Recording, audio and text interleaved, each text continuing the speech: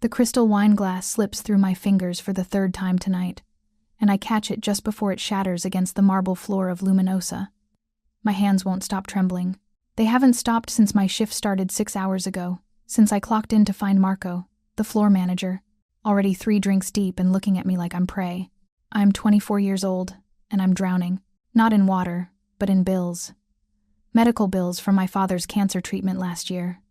The treatment that didn't work. Student loans from the nursing degree I never finished because someone had to sit with him during chemo. Rent on a studio apartment in Brooklyn, with walls so thin I can hear my neighbors' every argument, every sob, every moment of their life bleeding into mine. So I smile. I serve. I make myself invisible. That's the trick to surviving in a place like Luminosa, where the wealthy come to see and be seen, where a single bottle of wine costs more than my monthly rent. You become a ghost in a black uniform, moving between tables with practiced efficiency. Your accent carefully neutral, your eyes always lowered. Never look directly at the customers. Never speak unless spoken to. Never, ever let them see that you understand the conversations they have in front of you, assuming you're too stupid or too American to comprehend. But I do understand. My mother was from Napoli, spoke only Italian until the day she died when I was 16. She made sure I learned, properly, made me speak her language at home even when my father protested, even when kids at school made fun of my accent. La lingua è potere, she'd say. Language is power. I didn't understand then. I do now. The restaurant hums with Friday night energy. Champagne flows like water. Laughter echoes off vaulted ceilings painted with scenes of Tuscan vineyards. The scent of truffle oil and expensive cologne mingles with fresh bread and something else, tension, maybe. Fear disguised as confidence. Table 12 needs their check. Marco hisses as he passes, his breath reeking of vodka and cigarettes. His hand brushes against my lower back, lingering too long. And smile more, Giulia. You look like you're at a funeral. I force my lips into something resembling pleasantness and move toward table 12, where a group of Wall Street types are arguing about cryptocurrency in voices, too loud for the space. They barely glance at me as I set down the leather portfolio containing their $4,000 bill. The kitchen doors swing open behind me, and Chef Antonio's voice cuts through the dining room noise. Giulia, subito. I hurry back, my worn shoes pinching with every step. I need new ones, but new shoes cost money I don't have. Everything costs money I don't have. Table 7, Antonio says, his weathered face tight with something I can't quite read. Anxiety, maybe, or fear. VIP. Very important you don't mess this up, Capish. My stomach drops. Table 7 is the corner booth, the one with the view of both entrances and the kitchen. The one that's been reserved for 3 days with a deposit that could pay my rent for 6 months. The one that's had security sweeping it for bugs this afternoon. If you're enjoying this story so far, don't forget to hit the like button and subscribe. Drop a comment telling me where in the world you're watching from. I love hearing from you. Who is it? I ask. But Antonio is already pushing me toward the dining room with a tray of amuse-bouche that probably costs more than my weekly grocery budget. I feel him before I see him. The restaurant doesn't go silent, exactly, but something shifts. Conversations become more careful. Laughter sounds forced. People's eyes flicker toward the corner booth and quickly away, like looking too long might turn them to stone. He sits with his back to the wall, and even, from across the room, I can see the way he owns the space. Dark suit that probably costs more than my car if I had a car. Perfectly styled black hair with just a hint of silver at the temples. Strong jaw, aristocratic nose, and an expression of bored authority that makes my breath catch. 2 men flank the booth. Not sitting with him, but positioned strategically. One near the bar, one by the kitchen entrance, both scanning the room constantly, hands resting near their jackets in a way that makes my mouth go dry. This isn't just VIP. This is danger dressed in Armani. I approach on trembling legs, the tray balanced carefully in my hands. Up close, he's younger than I expected, maybe 35, with sharp cheekbones and eyes so dark they're almost black. His fingers, long and elegant, drum against the white tablecloth in an irregular rhythm that sets my nerves on edge. Buonasera, I say softly, keeping my gaze lowered, the way Marco trained me. Submissive. Forgettable. Safe. Welcome to Luminosa. May I offer you our amuse-bouche this evening? He doesn't respond immediately. I can feel his gaze on me, assessing, calculating. When I dare to glance up, those dark eyes are studying me with an intensity that makes my skin prickle. Your accent, he says in English, his voice like gravel wrapped in silk. Northern Italy? My heart stutters. Most people don't notice.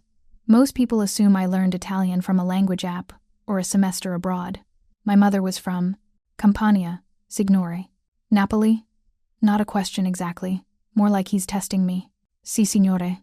Something flickers in his expression. Interest, maybe, or recognition. Leave the wine list. I'll decide shortly. I set down the leather-bound menu with hands that won't quite steady, hyper-aware of, his eyes following my every movement.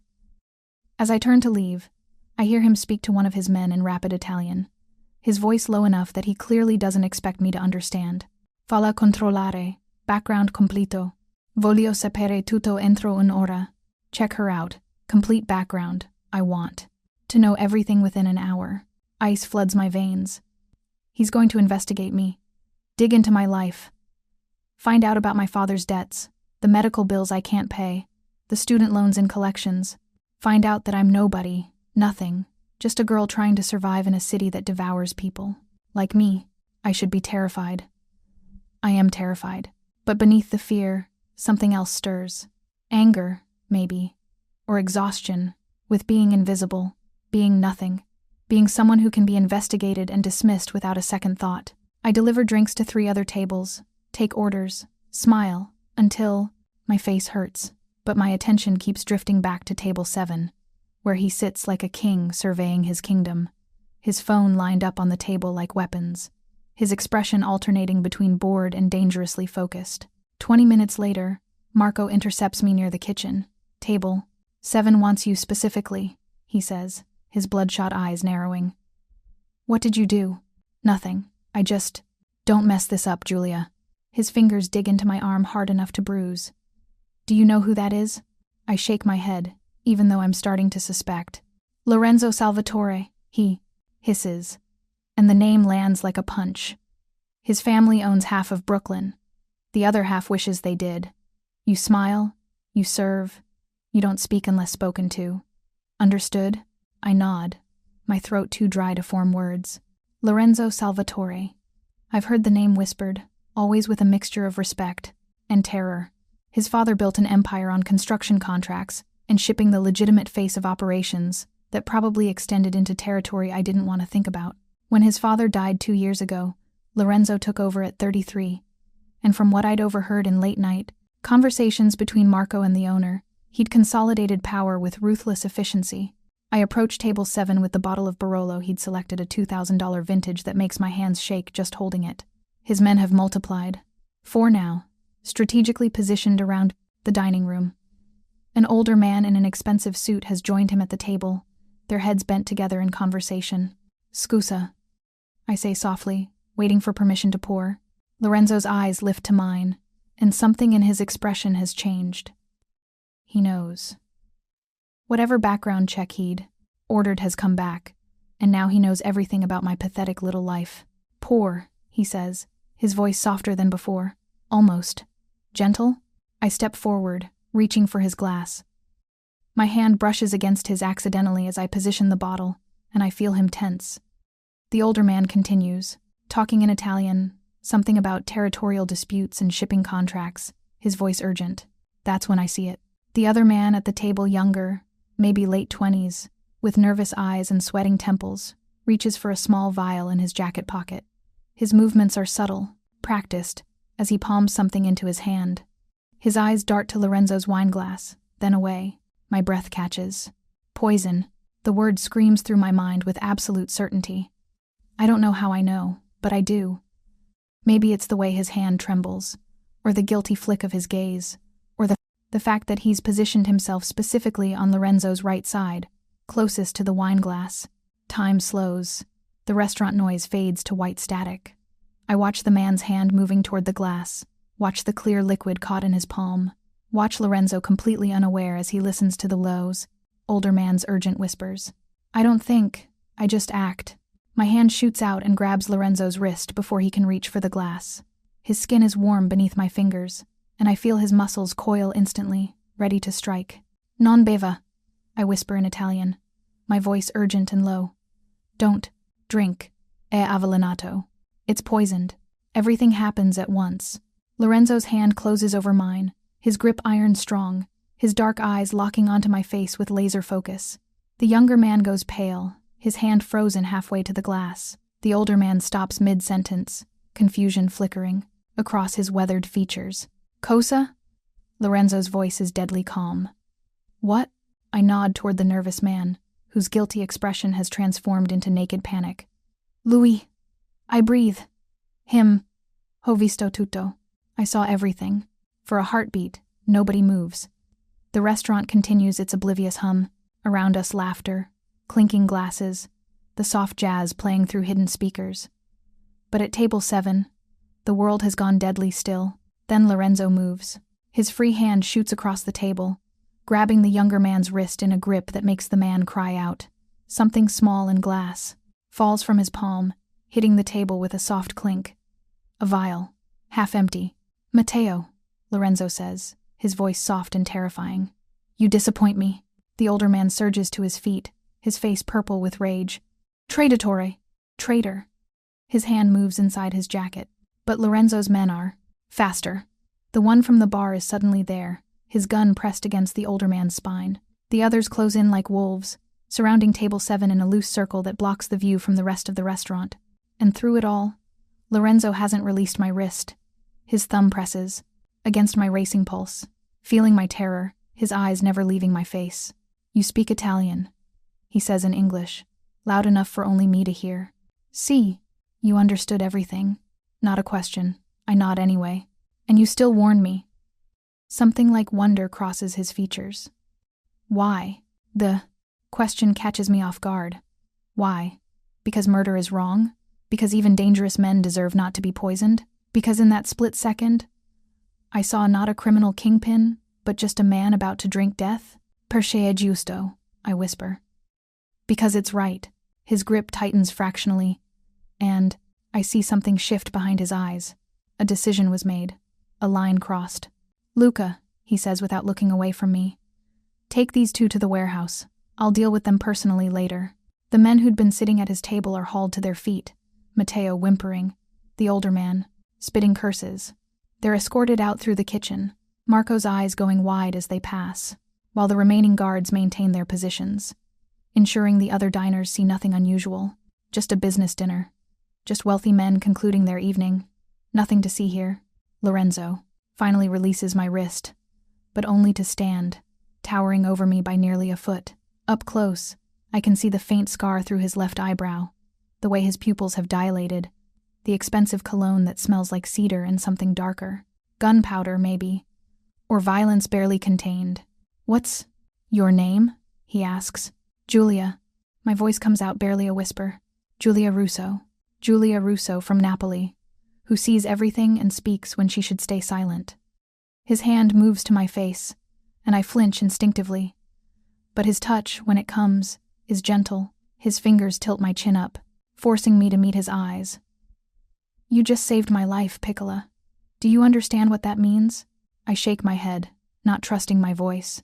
His smile is slow and dangerous and heartbreakingly beautiful. It means you're mine now. Under my protection, under my care. His thumb brushes across my lower lip, and I stop breathing. It means I owe you a debt I can never fully repay, and Lorenzo Salvatore always pays his debts. I don't want anything, I manage. I just sit, not a request, a command that expects absolute obedience. My legs move before my brain catches up, and I find myself sliding into the booth he's vacated, my server's uniform feeling absurdly out of place against the leather. Lorenzo settles beside me, not across, beside close enough that I can feel the heat radiating from his body. He picks up the poisoned wine glass with a handkerchief, studying it in the low light. Arsenic, probably. Old school. Matteo always did lack imagination. He sets it down carefully, his expression thoughtful. He's worked for my family for 8 years. I trusted him. I'm sorry, I say automatically. His laugh is sharp, Don't apologize for other people's betrayals, Giulia. You did nothing wrong. His eyes find mine again, searching. In fact, you did something extraordinary. You risked yourself to save a stranger. Why? You're not a stranger, I say before I can stop myself. You're Lorenzo Salvatore. Everyone knows who you are. Everyone knows what I am, he corrects. There's a difference. But you. He leans closer, and I catch that scent again. Cedar and danger and something uniquely him that makes my pulse race. You looked at me and saw someone worth saving. Despite everything you must know, everything you must have heard, you warned me anyway. His phone buzzes, all three of them, actually, lighting up in sequence. He glances at them with obvious irritation before returning his attention to me. How much do you make here? The question throws me. That's not. How much, Giulia? Minimum wage plus tips, maybe 28,000 a year. Why? Something dark crosses his face. You saved my life for $28,000 a year and crushing debt you'll never escape. He pulls out his phone, not one of the three on the table, but a fourth from his inside pocket, and types rapidly. Not anymore. What are you? Your father's medical bills, your student loans, back rent, credit cards, utilities, over $300,000 in debt. He doesn't look up from his phone. All of it paid. You're free, Giulia. My vision blurs. The room tilts sideways. You can't. That's over $300,000. You can't just. I can. He sets down the phone and turns to face me fully, his expression serious. And I am. You saved my life, Giulia. The least I can do is give you yours back. Tears spill down my cheeks before I can stop them. 3 years. 3 years of crushing weight, of choosing between food and medicine, of lying awake calculating whether I could afford heat this month. Gone. Just gone. Why? The word breaks on a sob. Why would you do this? His hand finds my face again, his thumb catching my tears with surprising gentleness. Because, when Matteo's poison stopped my heart, you would have been free. Your shift would have ended. You could have walked away, let it happen, eliminated someone dangerous from your world, but you didn't. His eyes burn into mine. You chose kindness over safety. You chose me. That deserves recognition. This is too much. It's not enough, he interrupts. Giulia, listen to me very carefully. What you did tonight put you in danger. Matteo wasn't acting alone. The man with him, Antonio Ricci, he's connected to the Gambini family. They've been trying to move into my territory for months. By exposing their plan, you've made yourself a target. Ice floods my veins. I didn't think. I know. That's what makes you extraordinary. You acted on instinct, on decency. His grip on my face tightens just enough to make his point. But now you need protection. My protection. And I need you somewhere I can. Keep you safe. The implication hits me like cold water. You want me to quit my job. I want you to never set foot in this restaurant again. Never go back to that apartment with the broken locks. Never put yourself in a position where my enemies can use you against me. His voice softens. I wanted to keep you safe, Piccola. Will you let me? This is insane. I've known this man for less than an hour. He's a criminal. Probably involved in things that would make me sick if I knew the details. His world is violence and blood and betrayal. But he's also offering me freedom from debt, safety, from whatever consequences tonight's actions might bring, and looking at me like I'm something precious instead of invisible. What would that mean? I whisper. You keeping me safe? His smile is slow and possessive. It means you come with me tonight.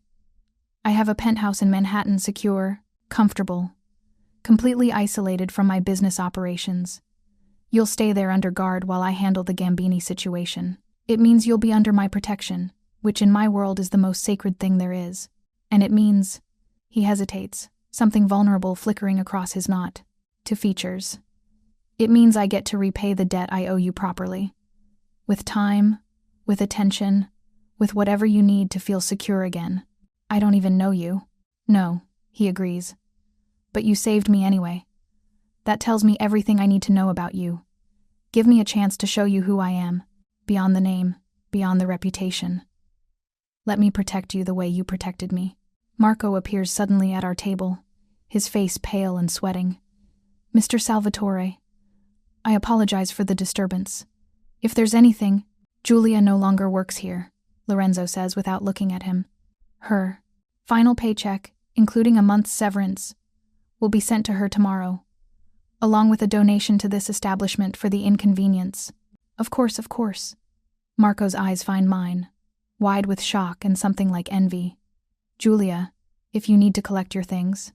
She doesn't. Lorenzo stands, offering me his hand. Everything she needs will be provided. Anything she left behind can be delivered tomorrow. I stare at his extended hand, this moment crystallizing into a choice that will change everything. Behind me is my old life, the struggle, the invisibility, the slow, drowning in debt and loneliness. Before me is his hand, strong and certain, promising safety and danger in equal measure. La lingua è potere. My mother's voice echoes in my memory. Language is power. I spoke tonight. Used my power, saved a life. And now that life is offering to save mine in return, I take his hand. His fingers close around mine, warm and possessive, and I see something triumphant flash in his dark eyes. Good girl, he murmurs, pulling me to my feet. You won't regret this, Giulia. I promise you that. He guides me through the restaurant, his hand at the small of my back, his men forming a protective circle around us. Other diners stare. I'm still in my server's uniform, clearly out of place beside this man in his expensive suit, but Lorenzo doesn't seem to notice or care. He moves with absolute confidence, like the world will simply arrange itself to his satisfaction. Outside, a black SUV waits at the curb, engine running. One of his men opens the back door, and Lorenzo helps me inside before sliding in beside me. The leather is butter soft, the interior smelling of expensive cologne, and something else, gun oil, maybe. A reminder that this beautiful cage I'm entering has teeth. Where do you live? He asks as the SUV pulls away from the curb. We'll collect your things tonight. Tomorrow, I'll have movers handle the rest. Brooklyn, East Williamsburg. I give him the address, my voice sounding distant even to my own ears, but I don't have much. Just clothes and some books. My grandmother's rosary. Photos of my parents. His hand finds mine on the seat between us, threading our fingers together. Then we'll be quick. In and out.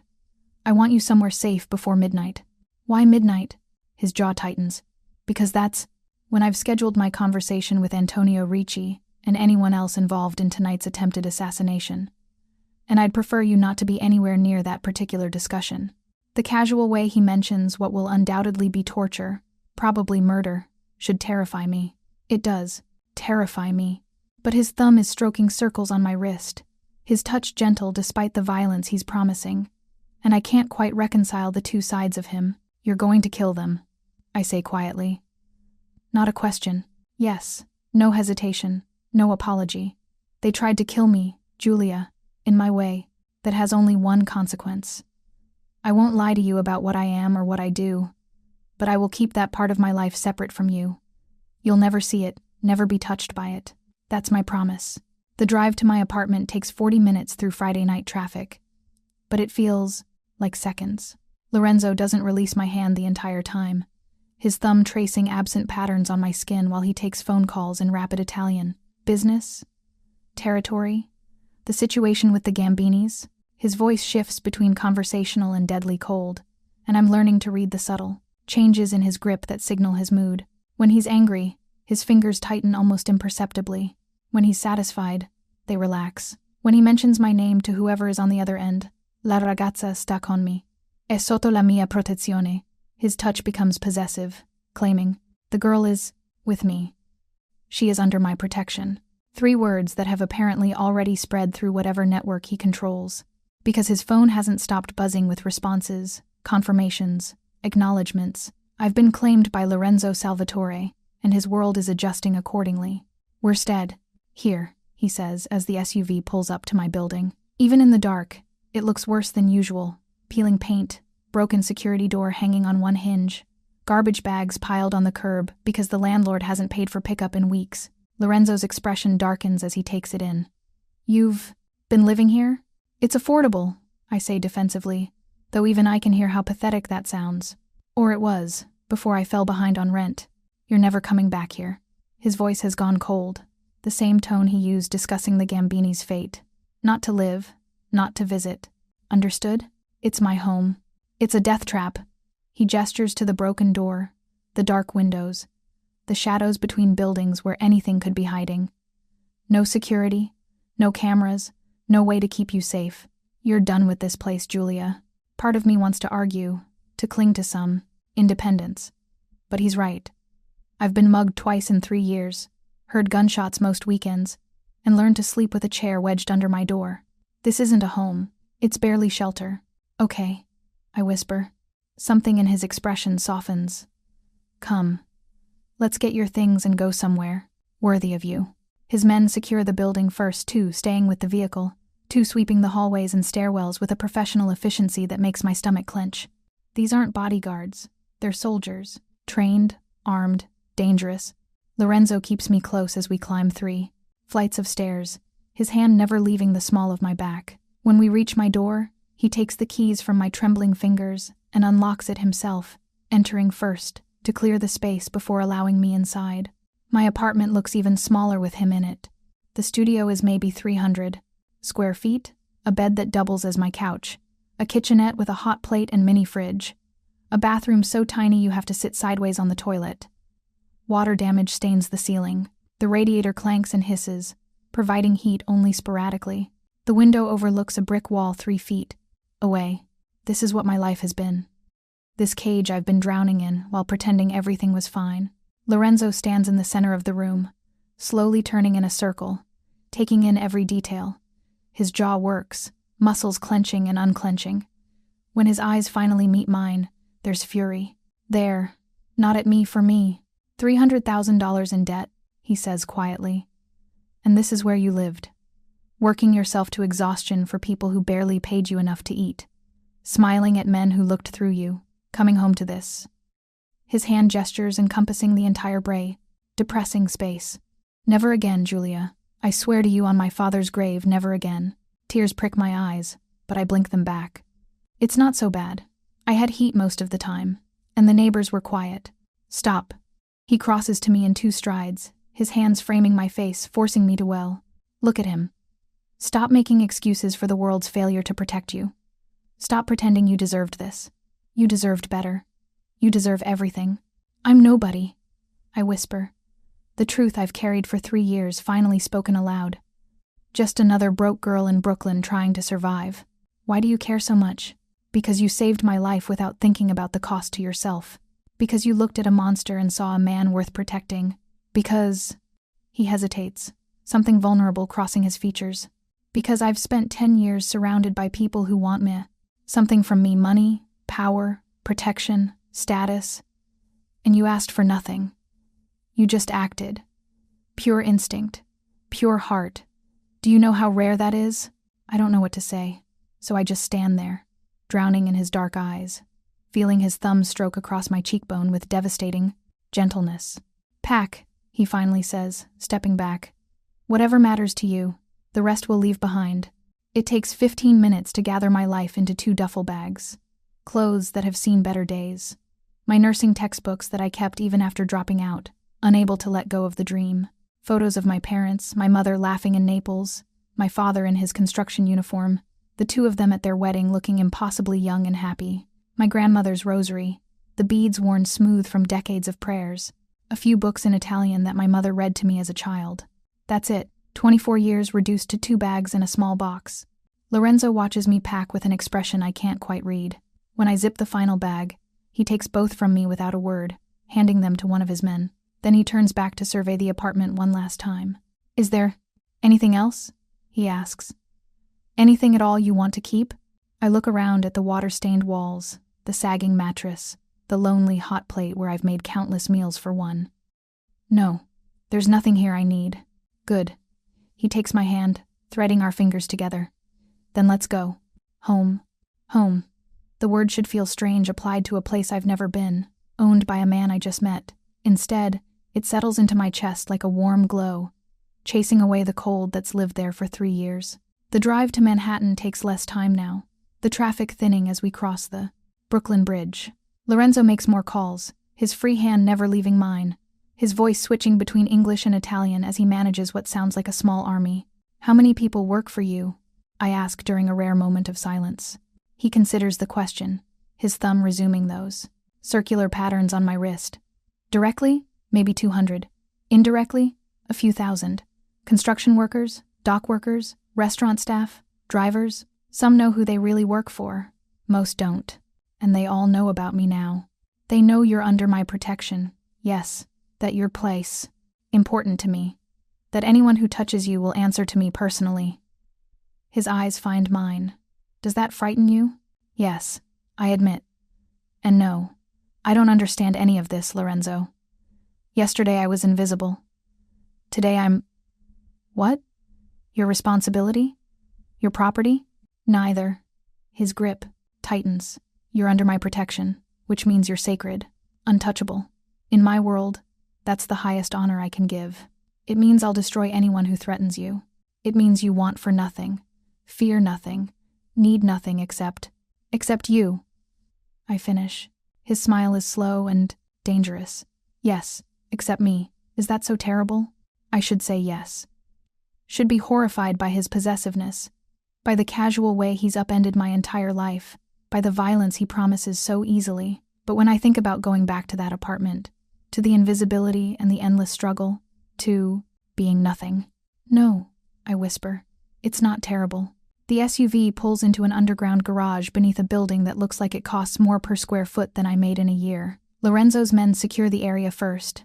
Then we're escorted to a private elevator that requires a keycard and fingerprint scan. Penthouse, he says, pressing the button. 32nd floor. 3 bedrooms, 3 bathrooms, full kitchen, and a view of Central Park. The security system is military grade. There are panic buttons in every room.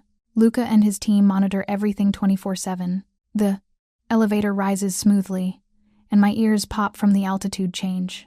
When the doors open, they reveal a private foyer with marble floors and a door that looks like it belongs in a bank vault. Lorenzo presses his thumb to a biometric scanner, and the door swings open. If you're hooked on this story, make sure to subscribe and turn on notifications so you never miss an upload. Your support means everything and helps me bring you more emotional stories like this one. The penthouse is stunning. Floor-to-ceiling windows overlook Central Park, the city lights twinkling like stars. The space is modern but warm, dark wood floors, leather furniture, artwork that looks original and expensive. The kitchen is all marble and stainless steel, clearly designed by someone who actually cooks. Fresh flowers sit in crystal vases on every surface. This is yours? I breathe, moving toward the tinning. Windows. The view is breathtaking. The park, a dark oasis in the glittering city. Now it's ours. He comes up behind me, his hands settling on my hips, his chest warm against my back. Your bedroom is through there. He nods toward a hallway, with a bathroom and walk-in closet. I've already had clothes ordered in your size. They'll arrive tomorrow. If you don't like them, we'll get different ones. You don't know my size. His laugh is low against my ear. Giulia, I had your background investigated within an hour of meeting you. I know your size, your shoe preference, your favorite, foods, where you went to high school, and that you wanted to be a pediatric nurse before your father got sick. I know everything. The knowledge that he's been digging into my life should anger me. Instead, it feels oddly intimate. He's been learning me, studying me, preparing for this moment. That's invasive. I manage weakly. That's protection. His arms slide around my waist, holding me against him. I need to know everything to keep you safe, Piccola. Every vulnerability, every connection, every person who might be used against you. It's not romantic, but it's necessary. I lean, back into his embrace, exhaustion suddenly crashing over me. It's past midnight. I've worked a 10-hour shift, saved a man's life, had my entire existence transformed, and moved into a penthouse with a stranger who looks at me like I'm oxygen. I'm tired, I admit. I know. Come. He turns me in, his arms, his expression softening. Let me show you your room. You should rest while I handle tonight's business. The business. Matteo and Antonio and whoever else conspired to poison him. Men who will die tonight because of what I saw, what I reported. Lorenzo, don't think about it, he interrupts, his thumb brushing across my lips. That's my world, my burden. You don't need to carry it, but I'm the reason. You're the reason I'm alive. His voice goes fierce. Everything else is just business. Now come, before I change my mind and keep you here in my arms all night instead of letting you sleep. The The bedroom he leads me to is bigger than my entire apartment was. A king-sized bed with silk sheets dominates the space. The bathroom has a soaking tub and a shower that looks like it belongs in a spa. The walk-in closet is already filled with clothes, jeans, and sweaters, and dresses in my size, shoes lined up perfectly, even pajamas folded on a shelf. How did you— I made calls while we collected your things. He leans against the doorframe, watching me take it all in. Personal shopper. Emergency delivery. Money makes anything possible, Giulia. You'll learn that. I turn to face him. This beautiful, dangerous man who's claimed me as his responsibility. What happens now? Now you sleep. Tomorrow, we'll talk about the future, about what you want, what you need, how this arrangement will work. He pushes off the doorframe, crossing to me. His hand cups my face, tilting it up. But tonight, you rest, knowing you're safe, that I'm handling everything, that you never have to be invisible again. Where will you be? His jaw tightens. Handling business. I'll be back before dawn, back from torturing and killing the men who tried to poison him. Back, with blood on his hands that he'll wash away before touching me again. The knowledge should revolt me. Instead, I find myself nodding. Be careful. Something like wonder crosses his features. You're worried about me. Yes. Why? Because you're mine now, I think, but don't say. Because in the space of one night, you've become the only person who's seen me in 3 years.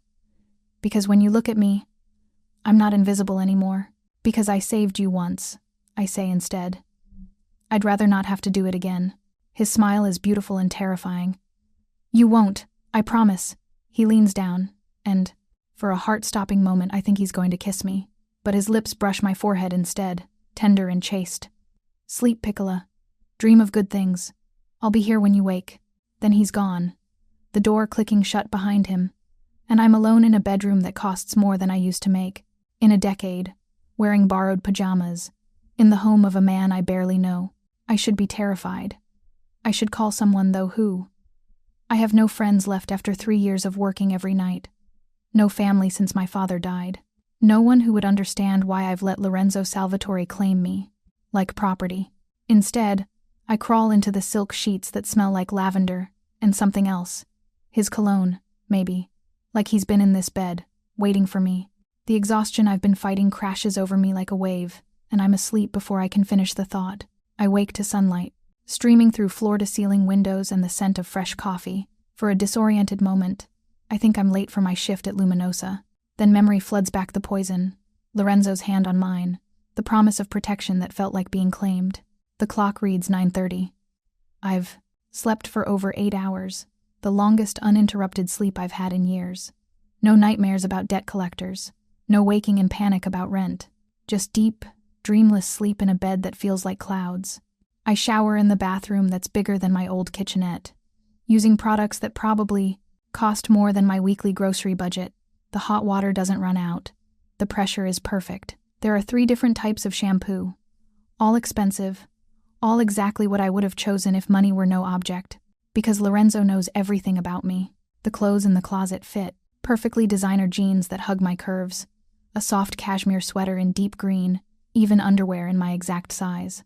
I dress slowly, still adjusting to the fact that none of this is a dream. When I emerge from the bedroom, I find Lorenzo in the kitchen. He's changed from last night's blood-spattered suit into dark jeans and a black t-shirt that shows off arms I hadn't fully appreciated before. Lean muscle and olive skin, a tattoo visible on his left forearm. Italian words I can't quite read from this distance. He looks up as I enter, and something in his expression shifts, softens. "Good morning," he says, his voice rough like he hasn't slept. "Coffee? Please." I perch on a stool at the massive kitchen island, watching as he pours from an espresso machine that looks like it belongs in a cafe.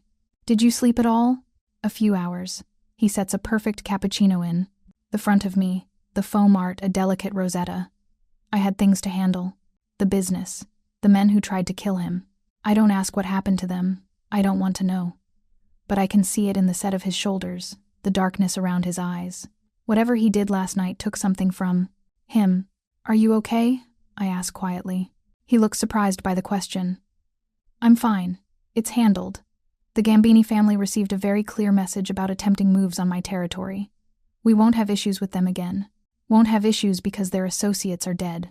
I sip my coffee to avoid responding, and it's perfect exactly how I like it, though I never told him. You're learning me, I say, echoing his words from last night. Yes, no apology. I want to know everything, Giulia. Your favorite foods, your fears, your dreams, what makes you laugh, what makes you cry. I want to know you so completely that I can anticipate your needs before you voice them. That's intense. I'm an intense man. He leans against the counter, his dark eyes never leaving my face. I don't do anything halfway. When I commit to something, to someone, I'm all in. You need to understand that, about me, and you've committed to me. The moment you warned me about the poison. His hand reaches across the island, finding mine. You saved my life, Piccola. In my world, in my family, that creates a bond nothing can break. You're mine to protect now, mine to care for. And if I'm being honest, his thumb traces my knuckles. I want you to be mine in other ways too. Heat floods my cheeks. Lorenzo, I know it's too soon. I know you barely know me. But I'm going to court you properly, Giulia. Show you who I am beyond the reputation. Give you reasons to choose me beyond the no. Protection I offer. His smile is almost boyish. I'm going to make you fall for me. The confidence should be arrogant. Instead, it's disarming. He's not demanding I love him. He's promising to earn it. What if I don't? I challenge. What if I take your protection, your money, your penthouse, and never feel more than gratitude? Then I'll still protect you, still care for you, still give you everything. His expression grows serious. But I don't think that's going to happen.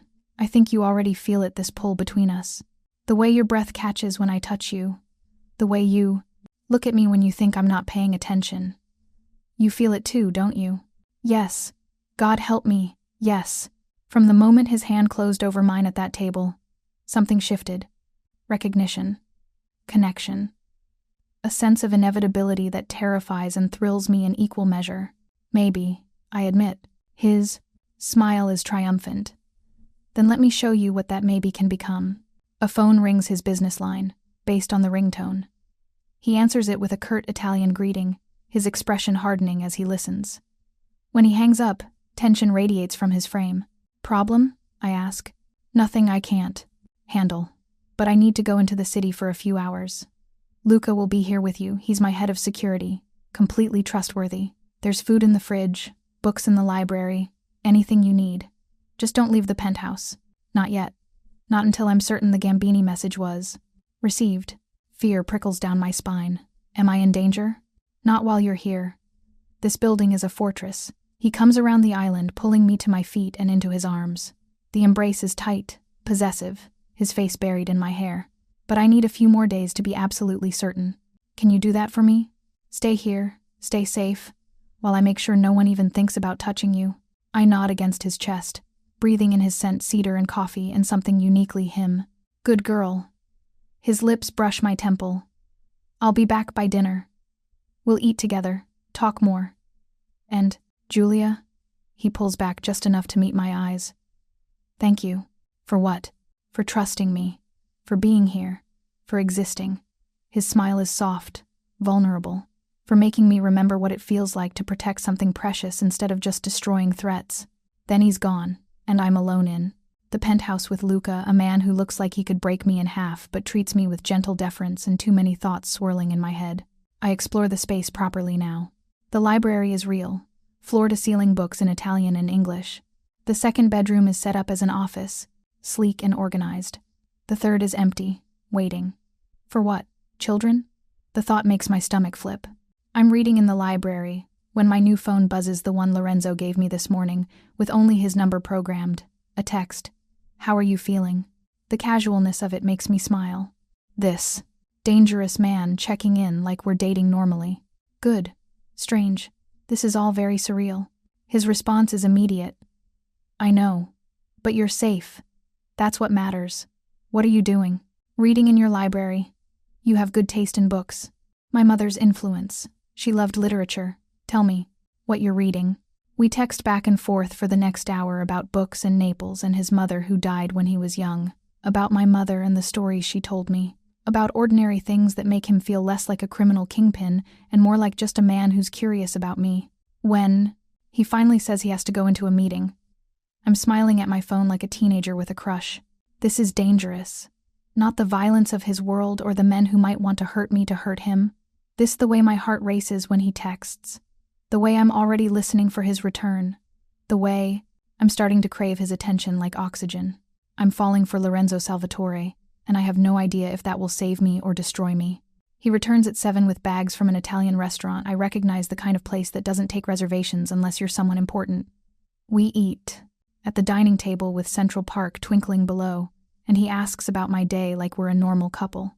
I want to hire you a tutor, he says over tiramisu. For your nursing degree. You can finish it now if you want. Take the classes online or in person. Whatever works. I'll handle the costs. I set down my fork. Lorenzo, you've already paid my debts. You don't need to. I want to. He reaches across the table, taking my hand. You gave up your dream to care for your father. That was noble and selfless and beautiful, but he's gone now. And the debt is paid. There's no reason. You can't go back to school, become the nurse you wanted to be. Why does it matter to you? Because you're not my kept woman, Giulia. You're under my protection, yes, but I don't want you dependent on me for identity or purpose.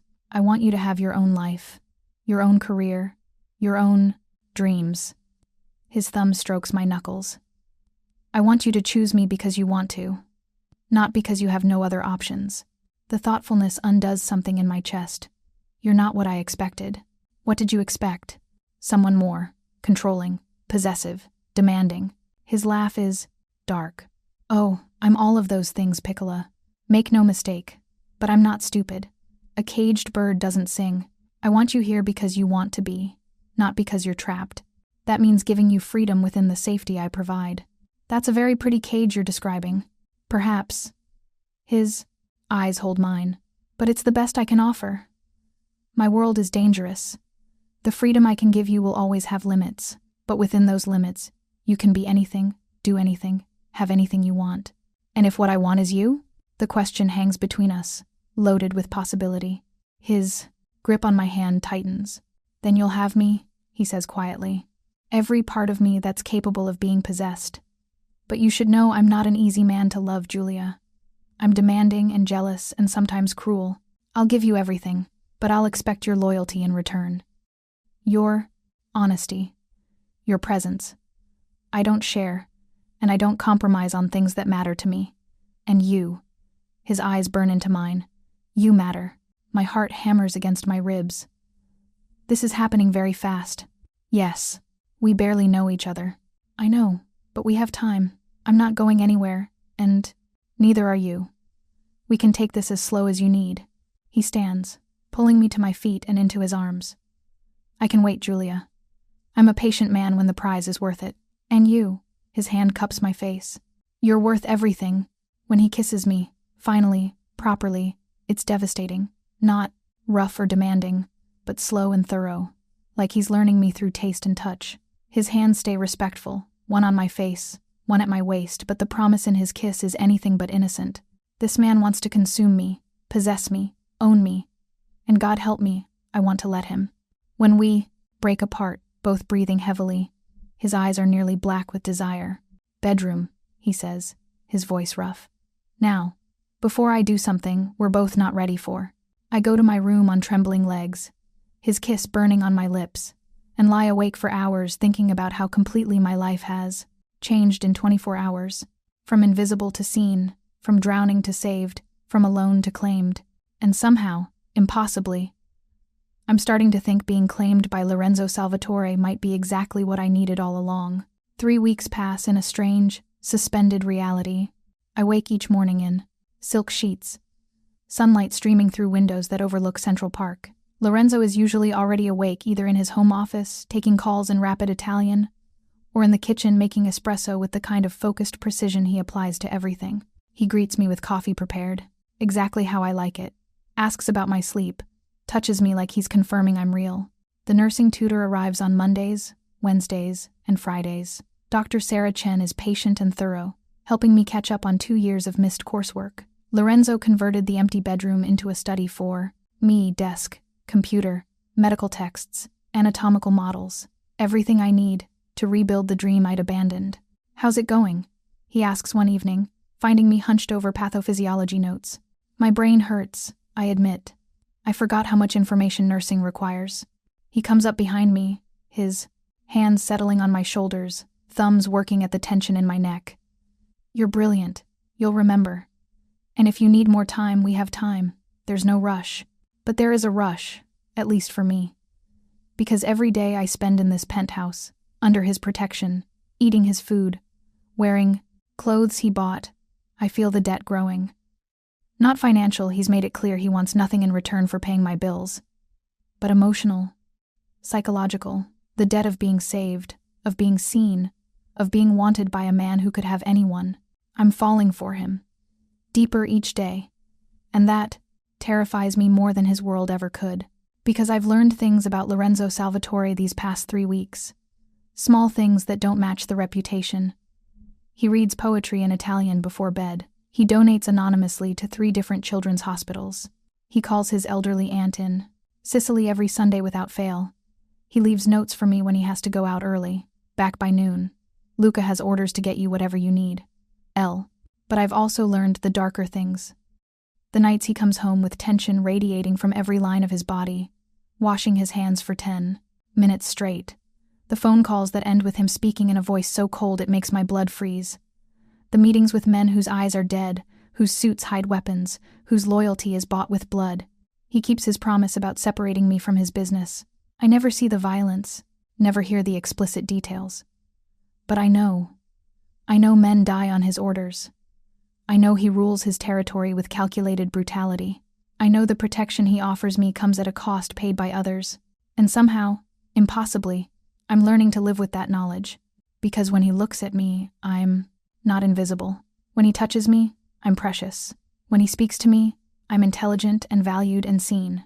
After 3 years of being nothing, Lorenzo Salvatore makes me feel like everything. That's what makes it so dangerous. The breaking point comes on a Tuesday. I'm in the kitchen making lunch, when I hear Lorenzo's voice rising in his office, not quite yelling, but close. Luca is with him. They're Italian, rapid and urgent. I catch fragments. Warehouse, shipment, federal investigation, then a name that makes my blood run cold. Ricci. Antonio Ricci. The man from the restaurant, the one who'd been part of the poisoning plot. The one Lorenzo promised was handled. I move closer to the office door, knowing I shouldn't listen but unable to stop myself. "Thought he was dead," Luca is saying. "So did I." Lorenzo's voice is ice. Apparently he had backup plans. The bastard survived and went straight to the FBI. He's offering to testify about our operations in exchange for witness protection. How much does he know?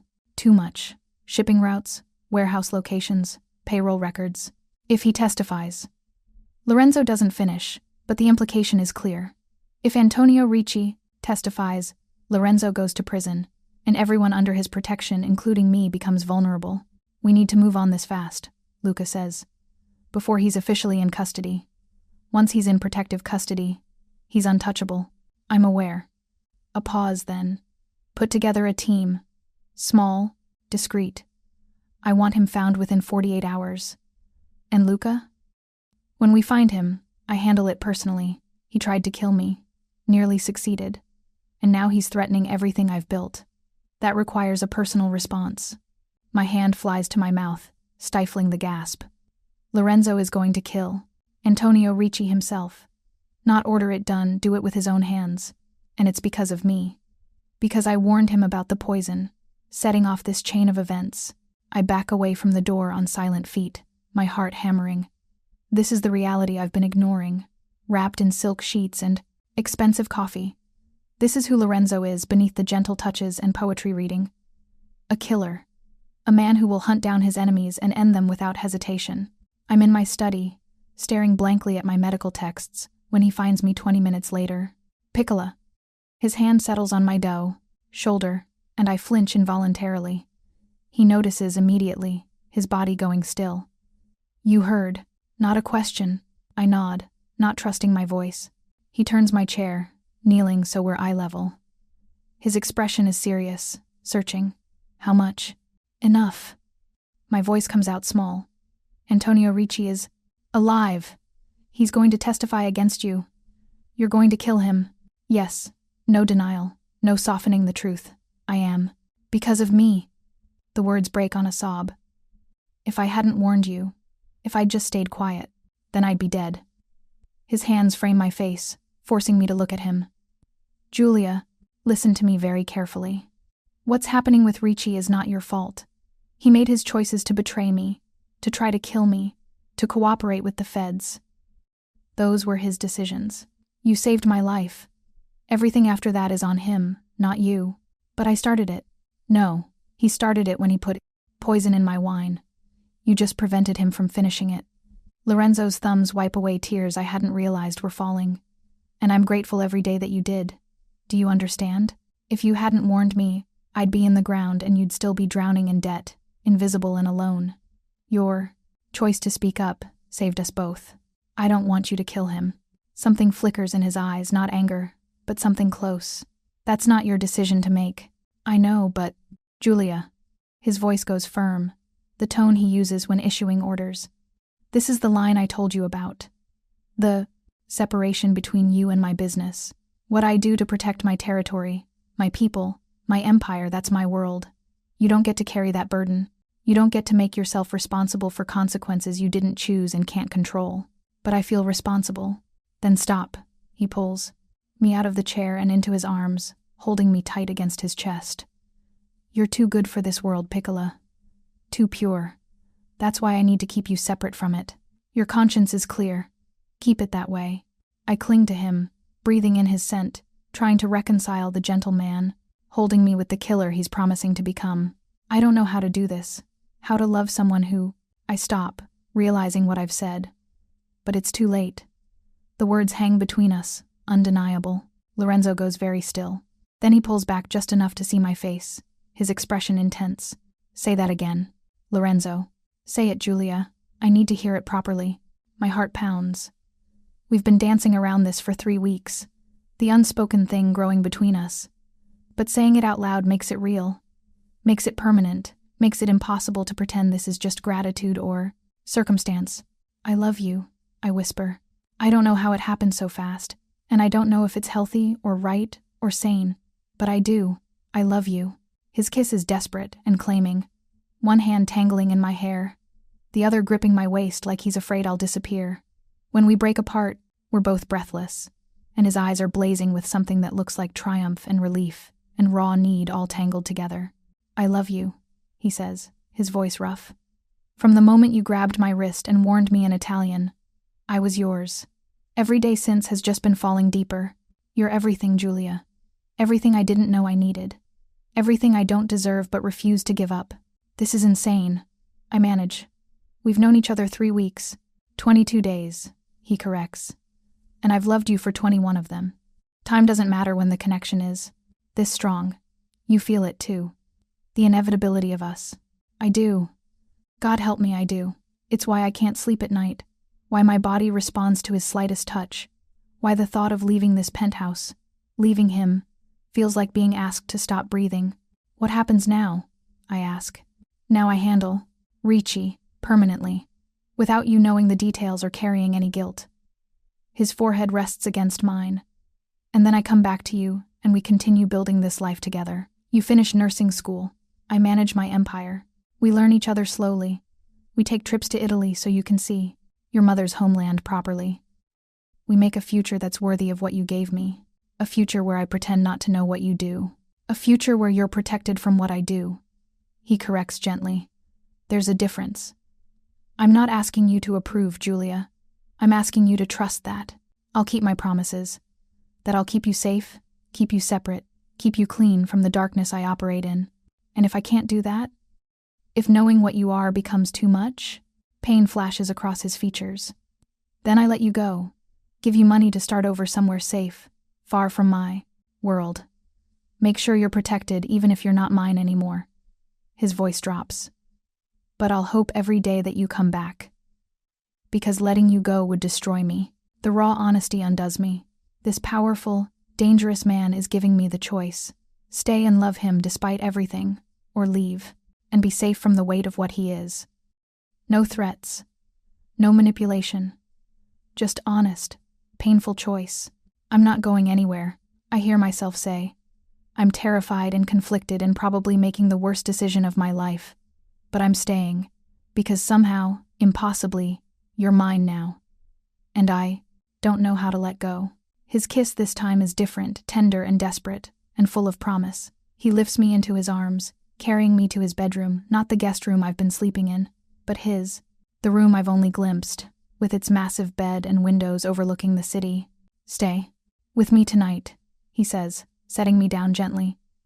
Not for sex. Just stay. Let me hold you. Let me fall asleep knowing you're here, real, and mine. I nod, unable to form words. He changes into sleep pants, and I wear one of his t-shirts that drowns me. We lie in his bed facing each other, his arm heavy across my waist, our foreheads touching. I leave tomorrow, he says quietly. Early morning. I'll be gone for 2 days, maybe 3. Luca stays with you. You don't leave the penthouse. You don't answer the door for anyone except my people. Understood? Fear prickles down my spine. You're hunting him. Yes. And when I find him, I end this threat permanently. His hand finds my face in the darkness.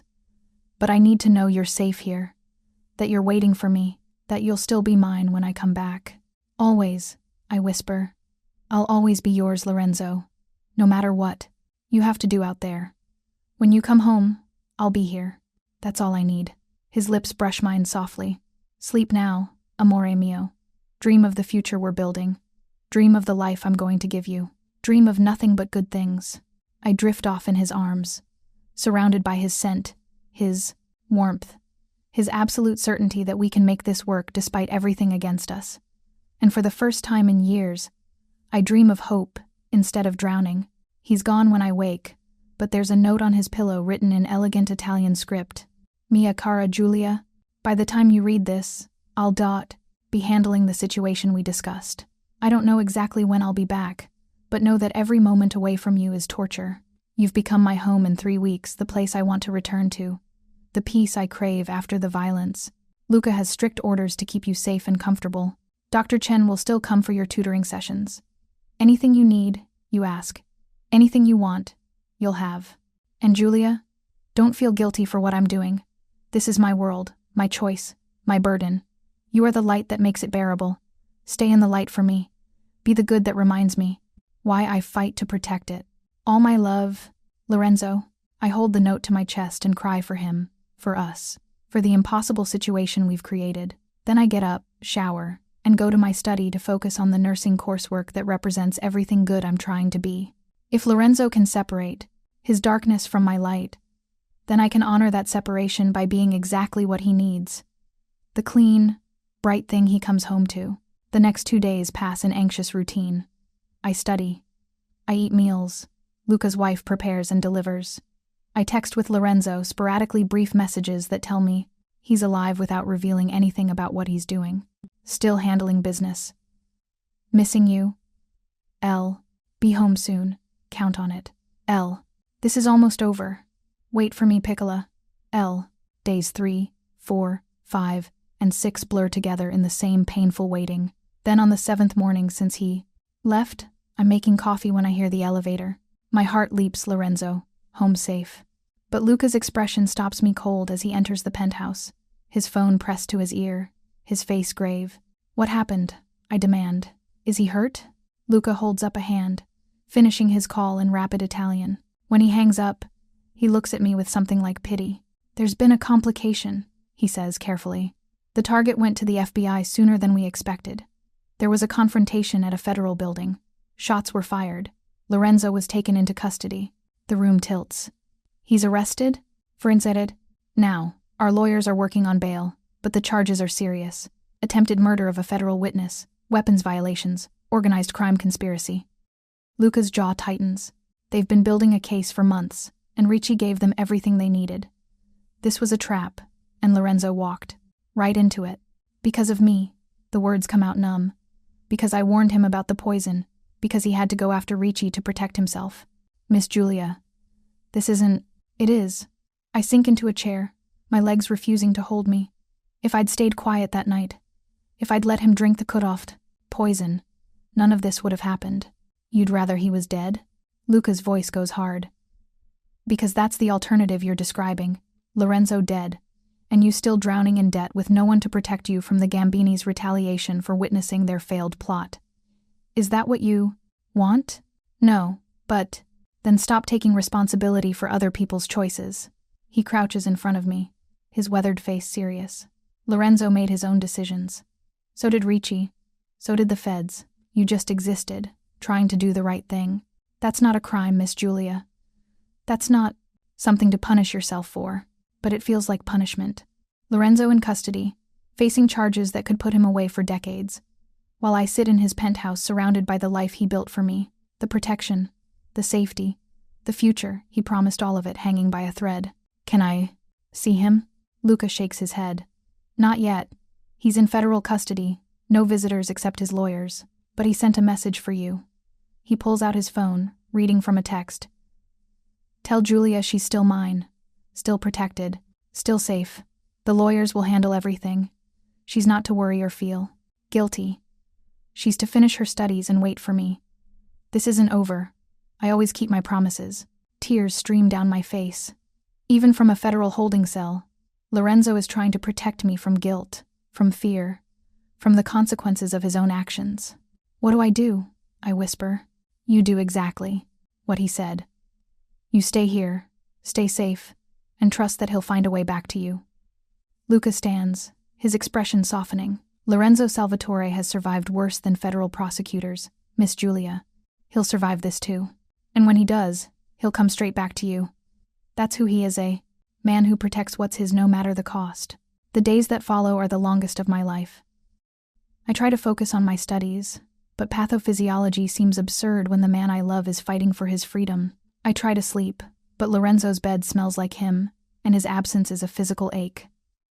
I try to eat, but everything tastes like ash. The news covers his arrest extensively. Mob boss arrested in assassination plot. Federal investigation nets major crime figure. Salvatore family empire crumbling. They show photos of Lorenzo in handcuffs, his expression cold and defiant. His expensive suit wrinkled from custody. They interview legal experts who predict he'll spend the rest of his life in prison. They don't know him. Don't know the man who reads poetry and calls his aunt every Sunday. Don't know the gentle hands that held me while I cried, the patient voice that encouraged my studies, the absolute certainty with which he promised me a future. They see a criminal. I see the man I love. On the 7th day, Luca enters with news that makes my heart stop. Bail hearing is tomorrow. Lorenzo's lawyers think they can get him out on house arrest with electronic monitoring. He hesitates. But there's a condition. What condition? The judge wants assurance he won't flee. The lawyers suggested using you as leverage, arguing that Lorenzo won't run because he won't abandon you. They want you to testify at the bail, hearing about your relationship, about how he's changed since meeting you. Luca's expression is troubled. It means going public, Miss Giulia. Your face in the news, your name attached to his, everyone knowing you're with Lorenzo Salvatore. It makes you a target. My hands tremble.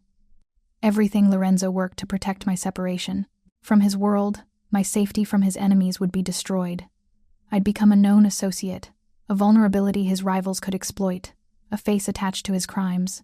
But I'd also be the reason he gets bail, the reason he comes home instead of rotting in a cell awaiting trial. When is the hearing? I ask. Tomorrow morning, 10 a.m. You don't have to do this, Miss Giulia. Lorenzo wouldn't want you putting yourself at risk. I'll do it. The decision is instant, certain. He's protected me for 3 weeks. Let me protect him for once. Tell the lawyers I'll testify.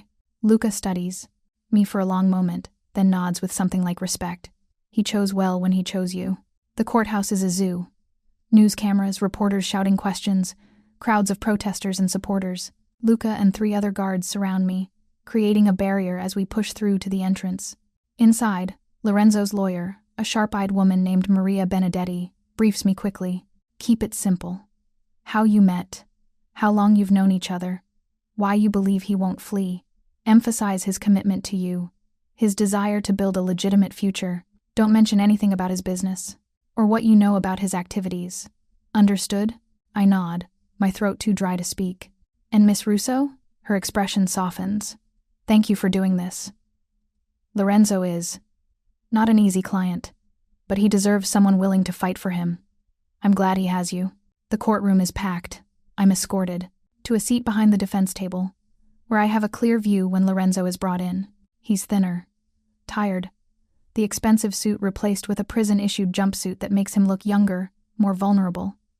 But when his eyes find mine, something in his expression cracks open relief, love and desperate hope all tangled together. Giulia, he mouths. Just my name, but it carries everything. I mouth back. I'm here. The proceedings are formal and complicated, legal arguments I barely follow. But then Maria calls me to the stand, and suddenly all eyes are on me, the judge, the prosecutors, the packed gallery, the man I love. Miss Russo, Maria begins gently. How do you know Lorenzo Salvatore? I met him 3 weeks ago. I was his server at a restaurant where I worked. My voice shakes, but I force it steady.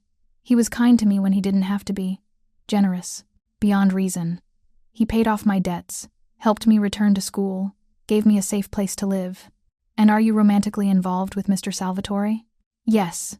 I look directly at Lorenzo. I love him. A murmur ripples through the courtroom. The prosecutor objects. Relevance? But the judge allows it. Miss Russo, Maria continues. Do you believe Lorenzo Salvatore would flee the country if released on bail? No. Absolute certainty. He promised me a future together. He promised to be there when I finish nursing school, to take me to Italy to see my mother's homeland, to build something good and lasting. Lorenzo keeps his promises. He wouldn't abandon me to run, even facing decades in prison if convicted. I meet the judge's eyes. Especially then, because running would mean living in fear forever, looking over his shoulder, never having the merry life he promised us. Lorenzo wants to fight these charges, prove his innocence, and he wants to do it here, with me. That's not the behavior of someone planning to flee. The prosecutor cross-examines me, trying to suggest I'm being paid or coerced, but every answer comes straight from my heart, honest, simple, true. Yes, he helped me financially, but out of genuine kindness. Yes, our relationship developed quickly, but some connections are immediate and undeniable. Yes, I understand his past, but I also see the man he's trying to become. When I'm finally dismissed, I walk past Lorenzo's table. Our eyes meet, and he mouths, "Thank you, I love you." The judge deliberates for 20 agonizing minutes. Then, bail is granted in the amount of $5 million. Mr. Salvatore will be released to house arrest with electronic monitoring and weekly check-ins. He is not to leave the specified residence, except for court appearances and meetings with his legal team. He is not to contact any witnesses or co-defendants. Any violation will result in immediate revocation of bail. Relief crashes over me so hard I nearly collapse. Luca steadies me with a hand on my elbow as Lorenzo is processed for release. It takes hours, paperwork, ankle monitor installation, instructions from his lawyers. But finally, we're in the SUV together, alone for the first time in 7 days. He pulls me into his arms immediately, his face buried in my hair, his body shaking. "You came," he says, his voice broken. "You testified. You put yourself at risk for me. You've been doing it for me since the day we met." I pull back to see his face, cataloging the new lines of stress, the exhaustion, the relief. "I love you, Lorenzo. That means protecting you when I can, even if it's just with words." His kiss is desperate and tender and full of everything we haven't been able to say. When we break apart, we're both crying. "I'm sorry," he says. "For all of it. The arrest, the publicity, making you a target by association. This isn't the life I promised you." "Stop." I frame his face with my hands. "We're together. You're coming home. Everything else we'll figure out. That's what matters." The penthouse feels different with Lorenzo back, less like a cage, more like sanctuary. He's not allowed to leave except for legal appointments, which means we're together constantly. Me, studying, him strategizing with his lawyers via video calls.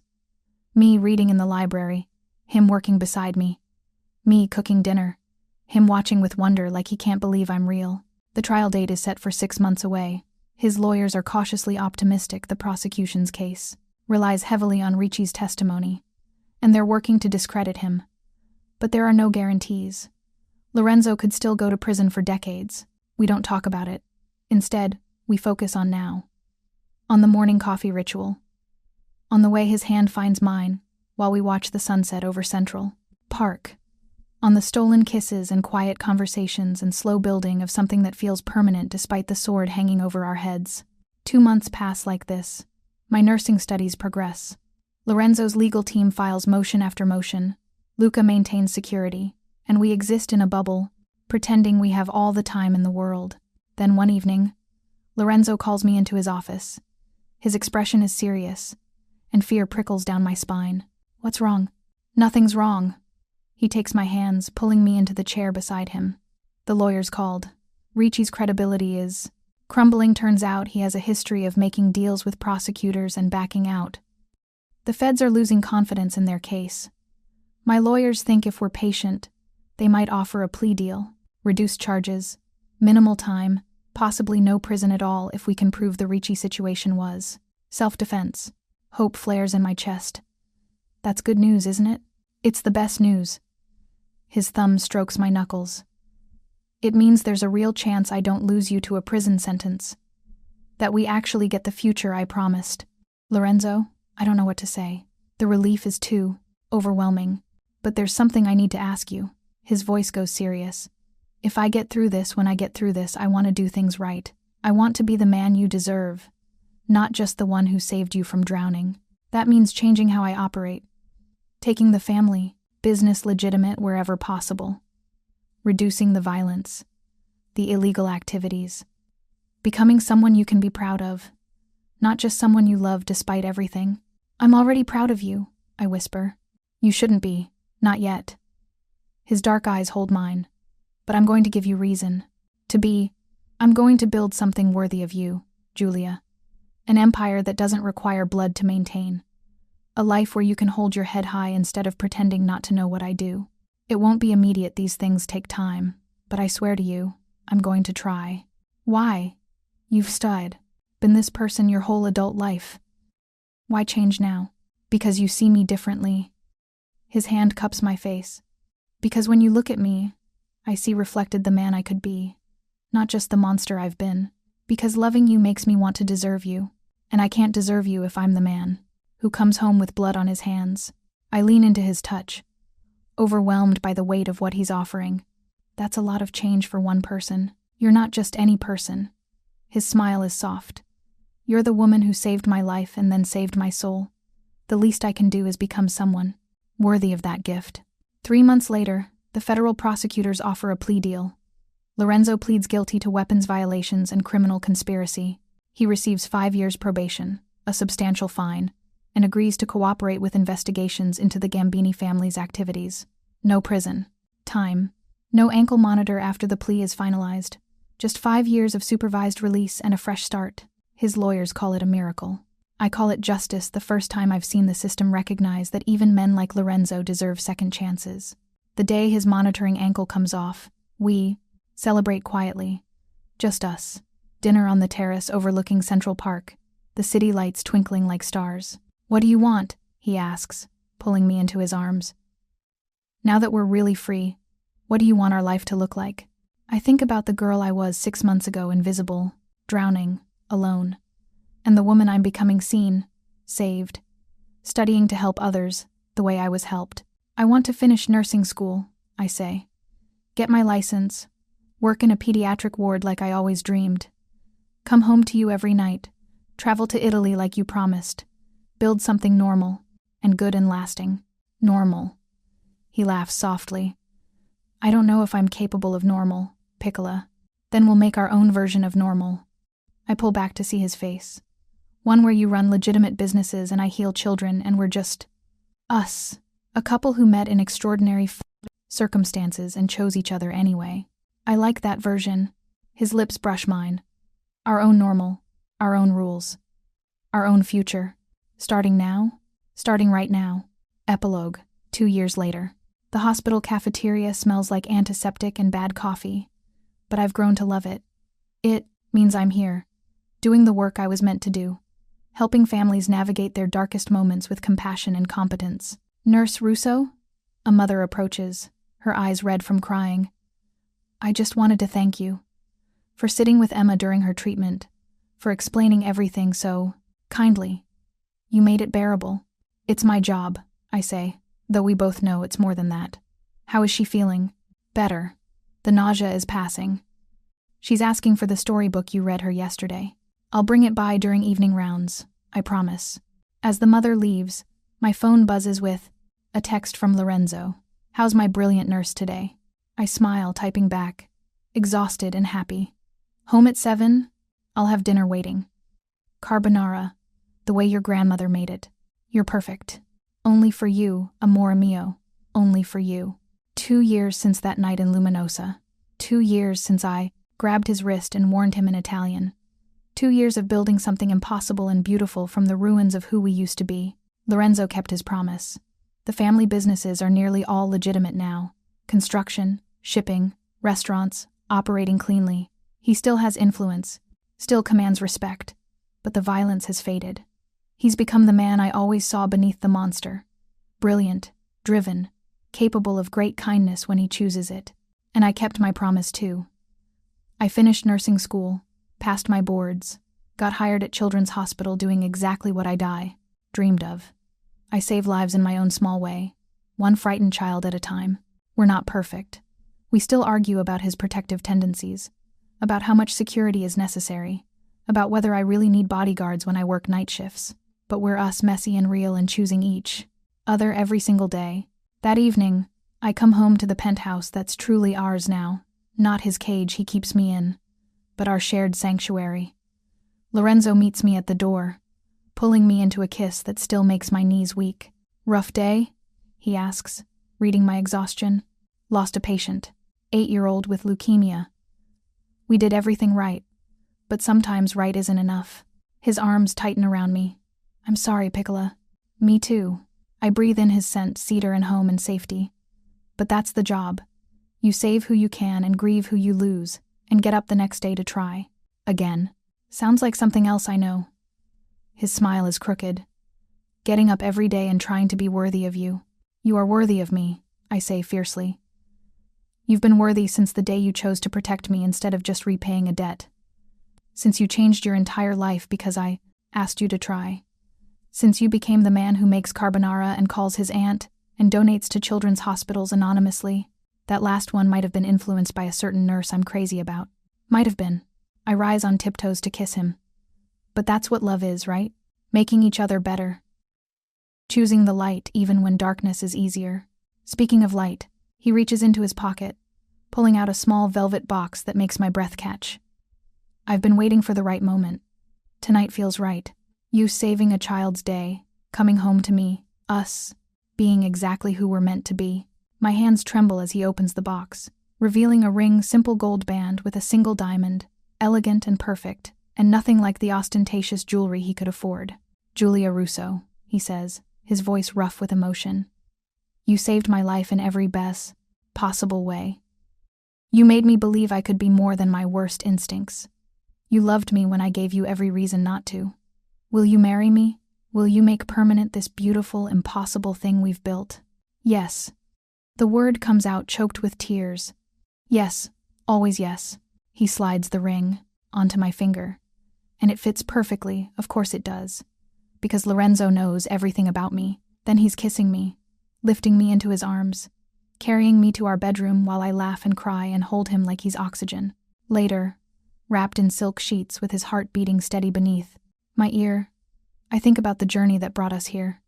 A poisoned wine glass, a warning spoken in Italian, a choice to see the man beneath the monster, to take his hand and follow him into the beautiful unknown. What are you thinking? Lorenzo asks, his fingers tracing lazy patterns on my spine. That my mother was right. La lingua è potere. How so? I spoke that night, used my power, my voice, my knowledge, and it changed everything.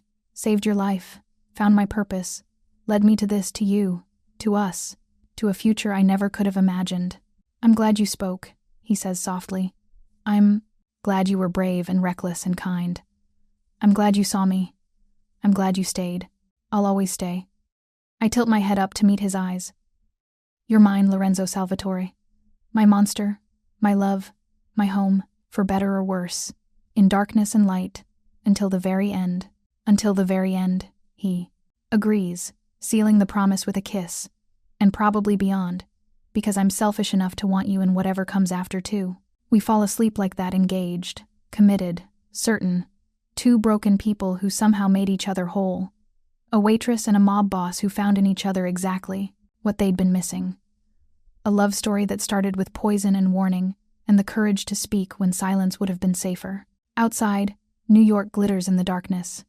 But here, wrapped in each other's arms, we've found our own light, our own normal, our own version of happily ever after, and it's perfect. Thank you so much for watching until the end. If you loved this story, check out the other videos on your screen now. I think you'll really enjoy them, and don't forget to subscribe if you haven't already. See you in the next story.